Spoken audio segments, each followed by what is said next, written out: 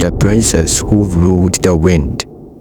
It started with a storm, the kind that tears roofs off and flips market stores upside down. That night, everyone blamed Princess Efia. I know because I was there. I saw it happen. You see, Princess Efia wasn't like the other royals. She wasn't soft-spoken or timid.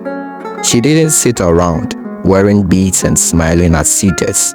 Efia was, how do I say this? Wild. She climbed trees, swam in the river with the village kids, and always seemed to know when something was about to go wrong. Some said she could control the wind itself. On the night of the storm, we were all huddled in the palace courtyard. Rain pounded the thatched roofs, and the elders were arguing over what to do. Crops were already floating in the flooded fields, and the town crier had run out of ways to calm the people. That's when Efia walked in, drenched but calm, with a fire in her eyes. She had been missing all day, and now here she was, her hair wild and her arms smeared with mud. "The storm is my fault," she said, just like that. No ceremony, no preamble. The elders gasped. The queen fainted, and my cousin Kweku whispered, "This girl is finished." But Efia didn't stop there. She started confessing, like a child caught stealing a mango. Turns out, she'd been sneaking out at night to the sacred hill, the one nobody dare visit because it belonged to the spirits. She said she'd gone there to ask the wind for freedom, not just for herself, but for everyone.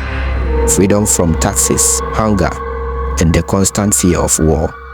But she hadn't done the proper rituals. Instead, she shouted at the spirits, daring them to prove their power. "Now they are angry," she said, looking right at me, "and they are punishing all of us." People started murmuring. Some said Efia was lying to protect someone else. Others said she was cursed from birth. I just stood there, clenching my sister's hand, waiting for someone to do something. Finally, the chief elder stood up. He told Efia to leave the village at dawn, to go to the hill and beg the spirits for forgiveness. If she didn't, the storm would only get worse. I thought she'd cry or argue, but she just nodded. "Fine," she said, "but if I don't come back, don't build me a shrine." That night, no one slept. We all stayed awake, listening to the wind howl like it was alive. By morning, the storm had stopped. The sun rose, and Efia was gone. We waited for days, then weeks.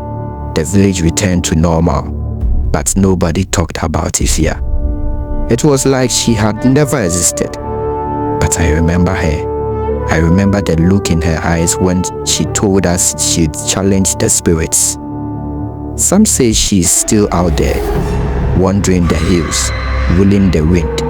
Others say she became one of the spirits herself. Me, I think she got what she wanted, freedom, even if it came at